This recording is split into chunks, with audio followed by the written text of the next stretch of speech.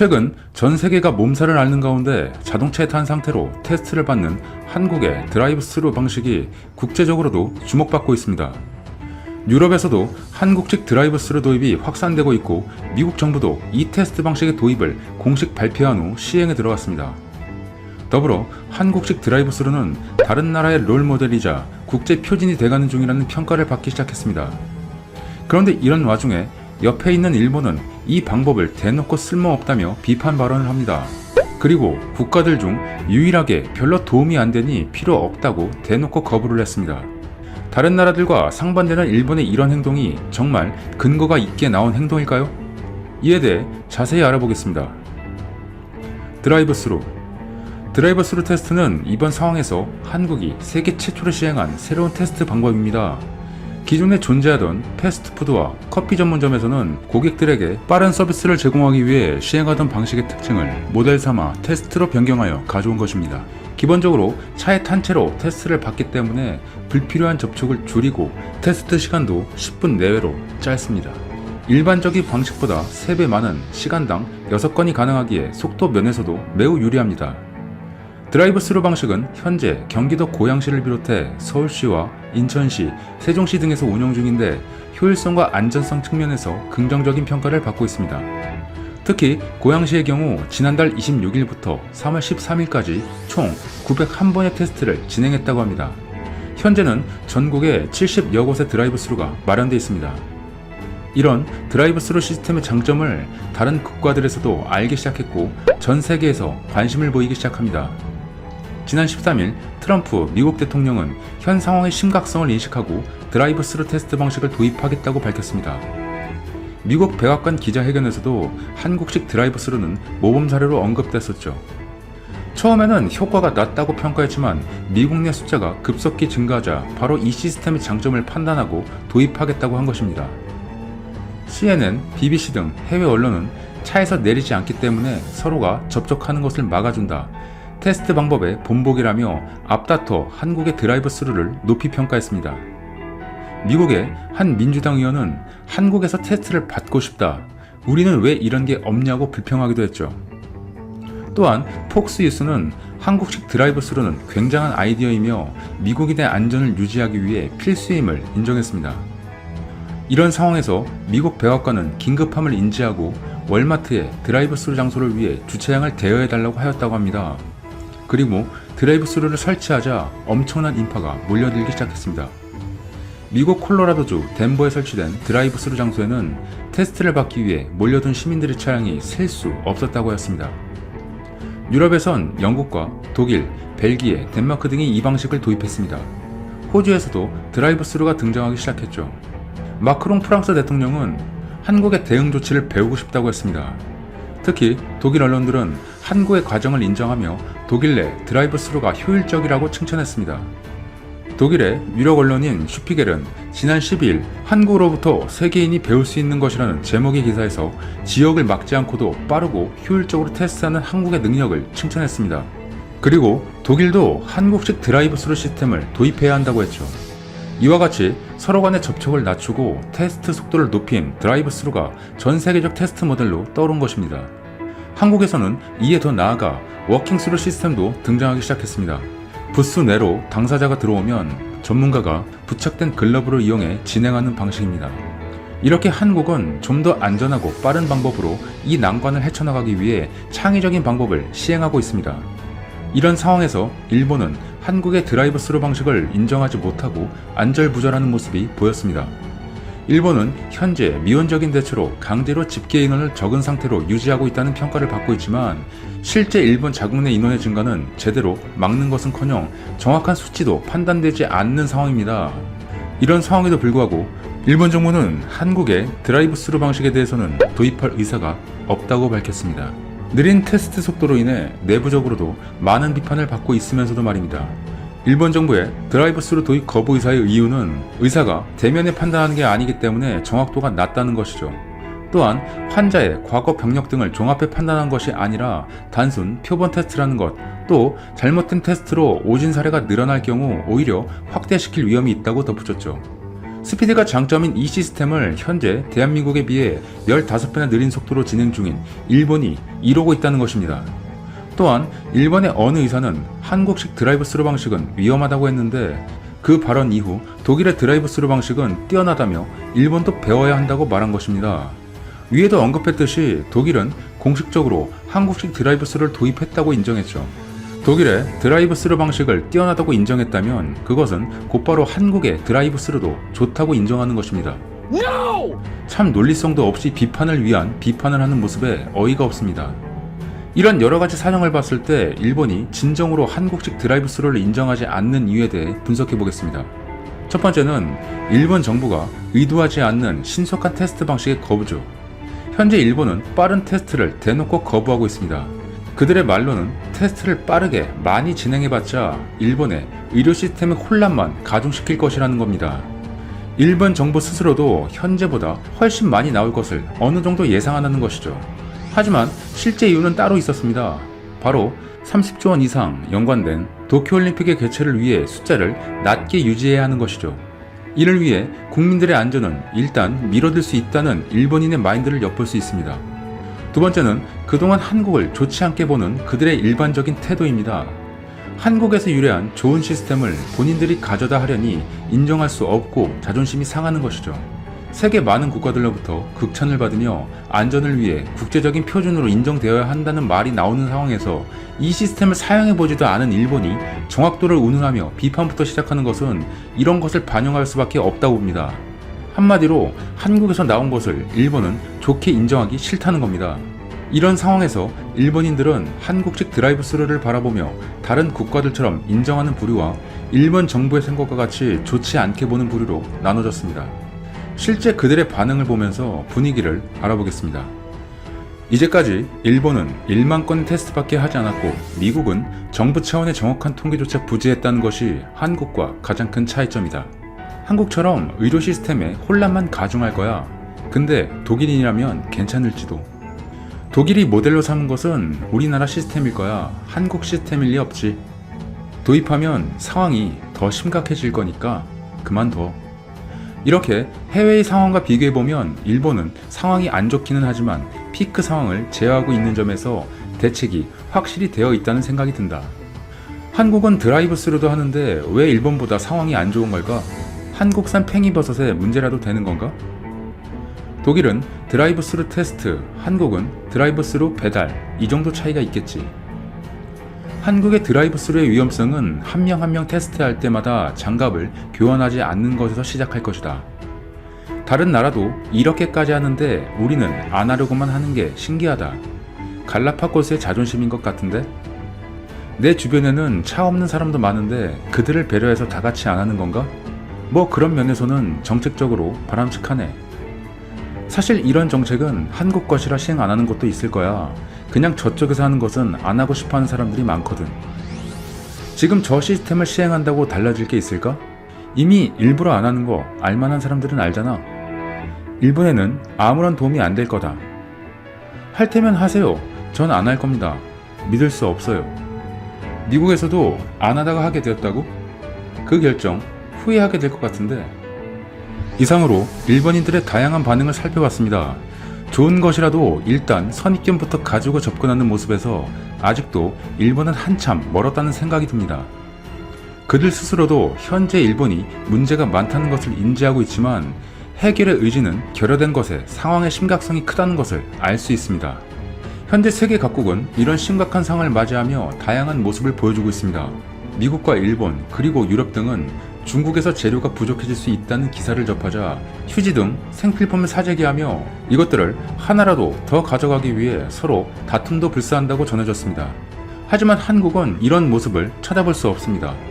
그리고 서로가 도와가며 지역의 기부와 각자가 솔선수범으로 이 난관을 헤쳐나가고 있습니다.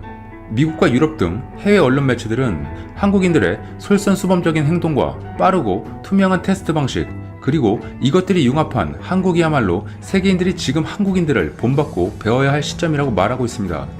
한국은 이에 머무르지 않고 드라이브 스루 같은 더욱 발전적인 모습으로 이 난관을 누구보다 잘 헤쳐나갈 것임을 믿습니다. 이상 이슈트래커였습니다.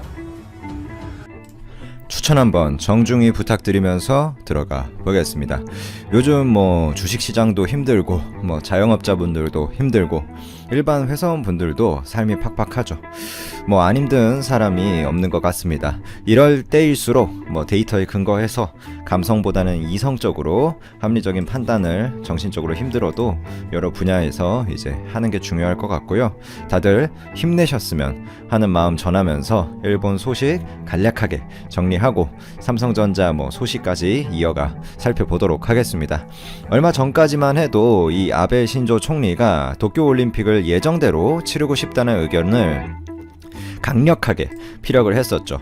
도쿄 도지사도 그런 아베의 뜻을 담아 기자회견을 한 바가 있고, 트럼프가 아베에게 직접 전화를 걸어서 도쿄올림픽 취소 압박을 했을 때도 아베는 뜻을 이제 굽히지 않았습니다만, 이제 IOC 즉 국제올림픽위원회가 비상대책회의를 소집하면서 본격적인 논의에 들어갔습니다. 사실 이건 도쿄올림픽 뭐 취소를 해야겠다, 뭐 취소를 하자 말자 뭐 이런 논의를 하고자 하는 회의는 분명히 아니지만, 현 상황에서 전 세계에서 이 각종 스포츠 대회들이 연달아 취소되면서, 그러니까 어떤 일정 규모 이상의 스포츠 대회에서 각 나라 안에서 순위권 안에 들어야지 올림픽에 나갈 수 있는 기회, 참가 자격을 얻을 수가 있잖아요. 국가 대표로서.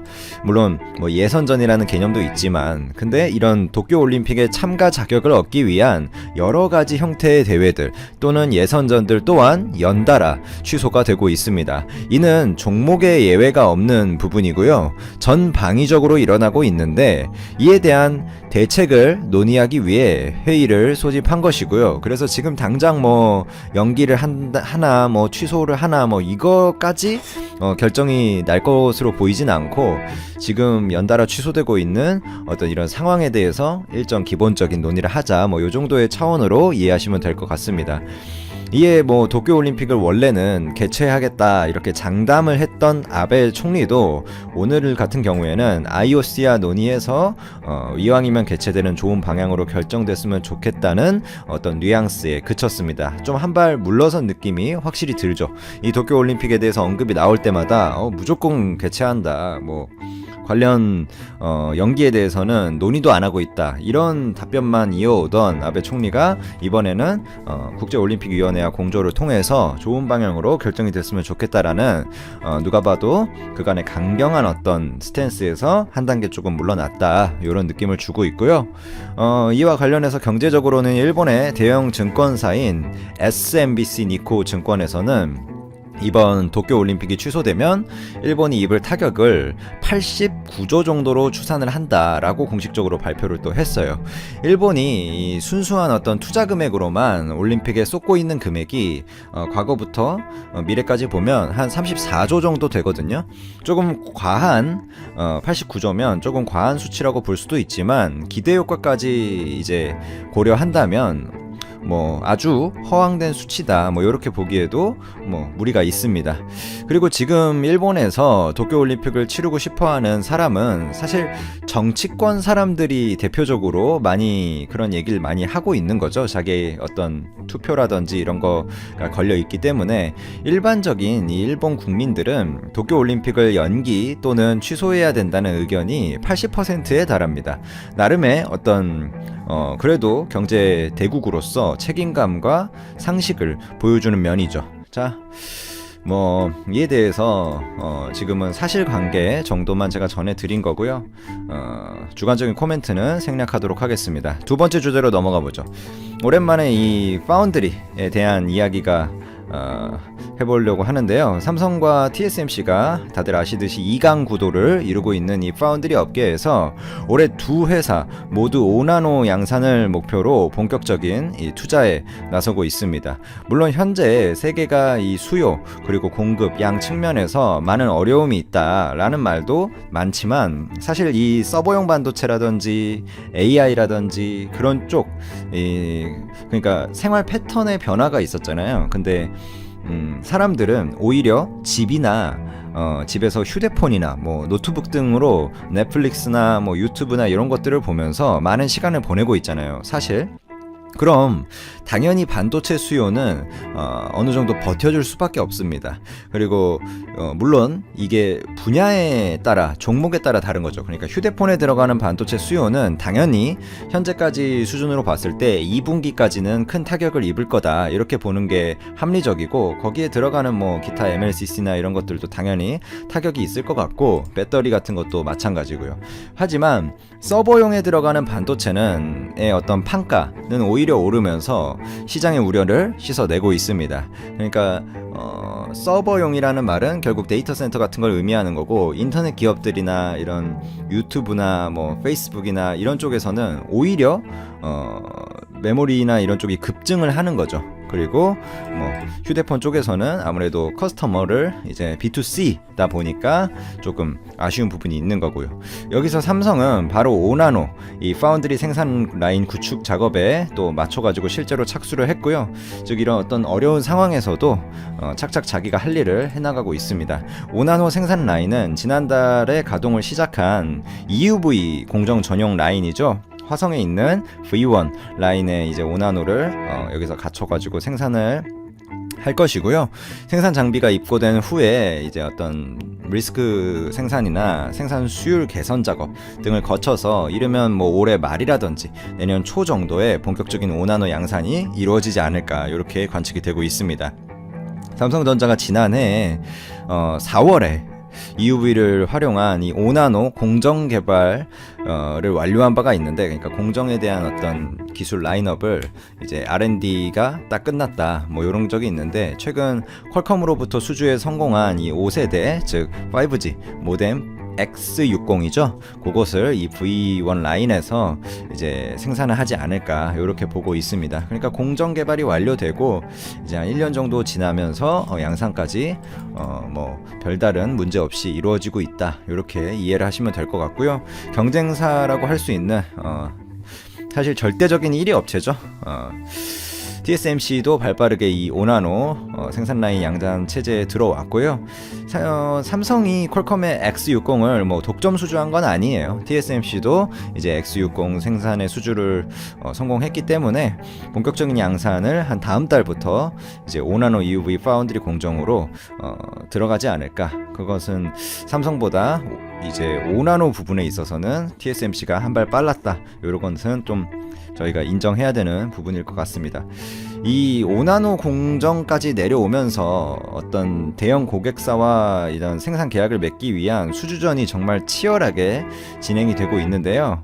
여러 가지 어떤 기술 발표 행사들이 연기되고 있지만 그래도 나름의 온라인 어떤 채널을 통해 가지고 수주 열기가 또 그래도 개주고 있습니다. 뭐 삼성의 파운드리 포럼이나 이런 것들이 연기되고 있지만 뭐 예를 들자면 온라인에서 차세대 공정인 3나노 공정을 두고도 치열하게 수주전을 벌이면서, 그리고 공정 개발에 있어서도 노력을 양사가 계속 해주고 있고요. 뭐 TSMC도 3나노와 관련해서 저번에도 전해드렸던 내용이지만 이번에 R&D에 18조를 집행하고 4,000명을 이쪽에 추가로 인력을 뽑겠다는 계획을 이미 발표한 바가 있죠. 삼성은 뭐 진작에 여기다가 100조가 넘는 돈을 쓰겠다, 133조를 이 삼성이 파운드리라고 언급하기보다는 결국에 비메모리라는 큰 틀에서 언급을 했지만, 삼성이 팹리스 쪽이 잘 이제 그거 한 기업이 아니기 때문에 결국에 제조의 강점을 가진 기업이고, 그래서 파운드리에 어마어마한 투자를 실제로 하고 있거든요. 그런 어떤 관점에서 지켜보면 되지 않을까 싶습니다. 그리고 이제 요런 파운드리 측면에서는 이제 애플과의 TSMC와의 계약이 또 만료가 되는 시점이 오기 때문에 그때 삼성이 애플 물량을 얼마나 뺏어올 수 있을 것인가. 만약에 TSMC가 사실상 애플 물량을 독점해 오고 있기 때문에 삼성이 조금이라도 여기서 파이를 가져올 수 있다면 그것으로 충분히 성공적이다. 그리고 점유율 확대가 어마어마하게 삼성의 성장성이 있을 수 있다. 근데 과거에 이제 TSMC가 뭐 이제 팬아웃이죠. 팬아웃 웨이퍼 레벨 패키징 기술이라든지 그런 것들을 앞세워가지고 삼성이 그때는 솔직히 패키지에서 상대가 안 됐어요. 근데 이제 삼성도 나름 해주고 있고 이제 패널 레벨이지만 그런 것들을 이제 경쟁력, 그러니까 기술 경쟁력이 TSMC하고 대등한 선까지 올라왔기 때문에 여기서는 물론 TSMC가 애플과 삼성은 경쟁 관계고 화웨이하고 삼성도 경쟁 관계잖아요. 그런 정치적인 측면에서 유리하긴 하지만 삼성이 이번에는 한번 노려볼 만하다 이렇게 보고 있습니다. 그리고 최근 시가총액이 삼성이 아무래도 외인들의 공매도 뭐 이런 것들을 많이 당하면서 물론 이제 금지됐지만 어쨌든 시가총액이 TSMC한테 추월당하는 좀 굴욕을 또 겪기도 했어요. 근데 삼성이 그 종합 반도체 그리고 뭐 가전도 하고 스마트폰도 하고 아주 포트폴리오도 다양하고 AI 쪽으로도 뭐 노력 중이고 반도체나 여러 가지 부분에 있어서 나쁘지 않거든요. 세계 경쟁력이. 그래서 재고받을 날이 있지